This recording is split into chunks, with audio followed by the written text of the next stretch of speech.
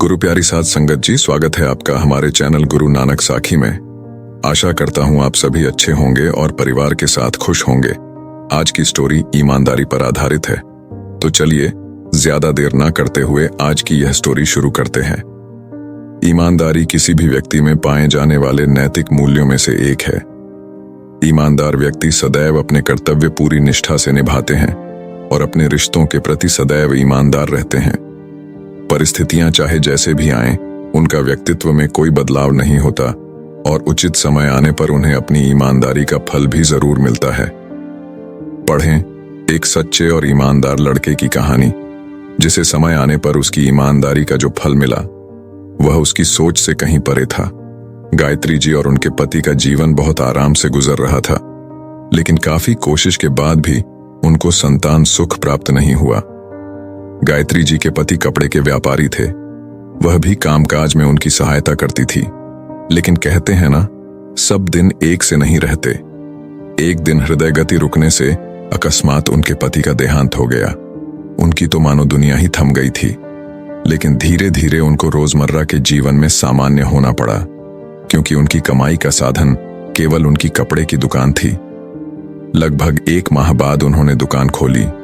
सभी व्यापारी उनको जानते थे, इसलिए माल एक फोन करने पर ही उनकी दुकान पर पहुंच जाता। अब उनको मदद के लिए दुकान पर किसी लड़के की जरूरत थी। उनके भाई ने कहा कि मेरे गांव के पड़ोस वाले गांव में एक राजेश नाम का लड़का है। उसकी उम्र कोई 13-14 वर्ष की होगी। उसने 8वीं तक पढ़ाई की है। 8वीं के बाद पढ़ने के लिए शहर जाना पड़ता है और उसके पिता की आर्थिक हालत इतनी अच्छी नहीं थी, इसलिए वह उसे आगे पढ़ा नहीं पाए।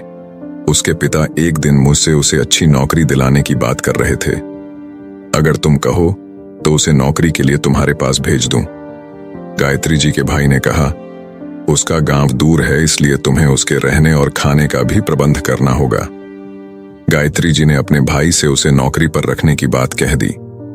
लड़का बहुत ही होशियार और समझदार था, जल्दी ही व्यापार की बारीकियां समझ गया। राजेश को अब रहने के लिए घर, खाना और कपड़े गायत्री जी दिला देती और अपनी तनख्वाह वह अपने गांव भेज देता। अब उसे नौकरी करते हुए लगभग 4-5 साल हो गए थे। एक दिन गायत्री जी कहने लगी कि गांव में हमारी जो जमीन थी उसका सौदा हो गया है, मुझे अपने हिस्से के पैसे लेने जाना है, तुम मेरे साथ चलो। जब वह दोनों वापस लौट रहे थे तो राजेश ने पूरे रास्ते उनका अच्छे से ध्यान रखा। अब धीरे धीरे राजेश ने पूरी दुकानदारी संभाल ली थी। राजेश गायत्री जी से बार बार कहता कि हमें अब अपनी दुकान बड़ी कर लेनी चाहिए, क्योंकि ग्राहकों के हिसाब से यह दुकान छोटी पड़ रही थी। एक दिन गायत्री जी कहने लगी कि मेरे सारे गहने मेरे पति के मित्र के पास है, मैं उन गहनों को बेचकर दुकान को बड़ा कर लेती हूं, लेकिन सुरक्षा के लिए वह गहने लेने तुम मेरे साथ जाना। दोनों गायत्री जी के पति के मित्र के घर पर पहुंचे और अच्छे से गहने लेकर वापस आ गए। गायत्री जी ने उन गहनों को बेचकर दुकान की जगह अब शोरूम खोल लिया। राजेश के परिवार वाले अब उसकी शादी करना चाहते थे। यह बात वह कई बार गायत्री जी से कर चुके थे। एक दिन एक वकील गायत्री जी के शोरूम में आया और कहने लगा कि मैडम, मैंने जिसके नाम पर आपने कहा था, मैंने उसके नाम पर आपकी आधी जायदाद के कागज तैयार कर दिए हैं। उसके पश्चात वकील साहब ध्यान से राजेश की ओर देखते हुए बोले कि यह नौजवान कौन है। गायत्री जी ने वकील साहब को राजेश का परिचय दे दिया। अगले दिन गायत्री जी राजेश से कहने लगी कि मुझे तुम्हारे गांव तुम्हारे माता पिता से मिलने जाना है। राजेश एकदम स्तब्ध रह गया कि अचानक गायत्री जी को मेरे गांव क्यों जाना है। खैर, राजेश उनकी बात टाल नहीं सकता था और दोनों राजेश के गांव पहुंचे। राजेश के शहर में नौकरी करने से उसके परिवार की आर्थिक स्थिति पहले से बहुत अच्छी हो गई थी। गायत्री जी राजेश के माता पिता से कहने लगी कि मैं आपके पुत्र को कानूनी रूप से अपना बेटा बनाना चाहती हूं। मैंने अपनी 50% प्रॉपर्टी भी इसके नाम पर कर दी है। अचानक ऐसी बात सुनकर राजेश और उसके माता पिता सन्न रह गए। गायत्री जी कहा, मैं राजेश को अपना पुत्र बनाने के पश्चात उसका विवाह स्वयं करवाना चाहती हूं। राजेश जैसे पहले आपको अपनी तनख्वाह भेजता था वैसे ही भेजता रहेगा। जैसे पहले महीने में 1-2 बार आपसे मिलने आता था वैसे ही आता रहेगा। राजेश के माता पिता ने हामी भर दी और भला राजेश को भी क्या ऐतराज हो सकता था। गायत्री जी ने अपने सभी रिश्तेदारों को बता दिया कि अब से राजेश कानूनी तौर पर उनका बेटा है। उन्होंने एक सुशील कन्या देखकर उसकी शादी करवा दी। अब राजेश और उसकी पत्नी दोनों गायत्री जी की अच्छे से देखभाल करते। एक दिन राजेश की पत्नी ने गायत्री जी से कहा कि मुझे आपसे एक बात पूछनी है। आप वादा करें कि आप सच बताएंगी। गायत्री जी ने आश्वासन दिया कि अगर बात बताने वाली होगी तो मैं जरूर सत्य ही बताऊंगी। राजेश की पत्नी पूछती है कि मां जी, आज के समय में कोई किसी पर एक पैसे का विश्वास नहीं करता और आपने इनके नाम अपनी आधी जायदाद कैसे लिख दी?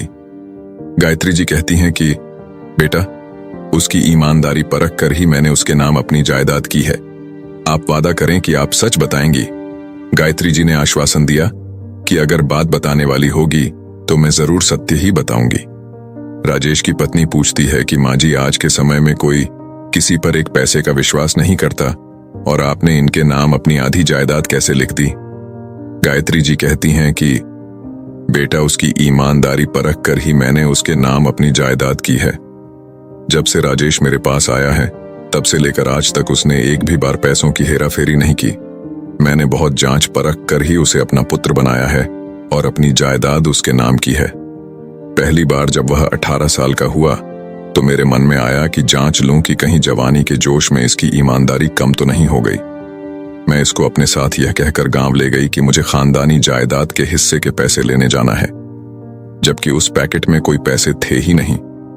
मैं तो केवल देखना चाहती थी कि कहीं लाखों रुपए की बात सुनकर इसकी ईमानदारी डगमगाने तो नहीं लगी। लेकिन यह अपनी ईमानदारी की जांच में खरा उतरा। उसके पश्चात जब इसने कहा कि मुझे दुकान की जगह शोरूम खोलना चाहिए, उस समय भी मैंने इसकी ईमानदारी को परखा, लेकिन उस समय भी इसके मन में कोई लालच नहीं आया। जब मैंने अपने मन में दृढ़ निश्चय कर लिया कि मैं इसको अपना पुत्र बनाऊंगी, तब मैं वकील के पास गई। वकील साहब ने भी मुझसे वही बात कही थी जो तुमने अभी कही है कि आज के समय में कोई किसी पर एक पैसे का विश्वास नहीं करता और आप अपनी आधी जायदाद किसी दूसरे के नाम करने जा रही हैं। मैंने वकील साहब से कहा कि वह लड़का बहुत ही मेहनती है और बहुत ही ईमानदार भी है। वकील साहब कहने लगे कि मेरा पाला दिन भर बेईमान और ईमानदार दोनों तरह के लोगों से पड़ता है। मैं कल आपके शोरूम में आऊंगा। मैं उस लड़के के सामने आपकी जायदाद के कागज तैयार होने की बात करूंगा। आप उस समय उसका परिचय मुझसे करवाना। मैं इंसान को देखकर बता सकता हूं कि वह व्यक्ति कैसी नीयत का है। राजेश से मिलने के पश्चात वकील साहब को भी राजेश ईमानदार लगा। इस तरह उसकी अपने काम के प्रति निष्ठा और ईमानदार ने मेरा दिल जीत लिया और मैंने उसे अपना पुत्र बनाकर अपनी आधी संपत्ति उसके नाम कर दी। मेरे द्वारा आधिकारिक तौर पर उसे अपना पुत्र बनाने के पश्चात भी उसके स्वभाव में रत्ती भर भी घमंड नहीं आया, बल्कि उसने पहले से कहीं ज्यादा जिम्मेदारियां अपने सिर पर ले ली हैं। आने वाले समय में मेरी बाकी की जायदाद का उत्तराधिकारी भी वही होगा। इसलिए ही तो कहते हैं, इस कहानी से हमें शिक्षा मिलती है कि हमें जीवन में ईमानदार रहना चाहिए, क्योंकि ईमानदारी का फल देर सवेर जरूर मिलता है।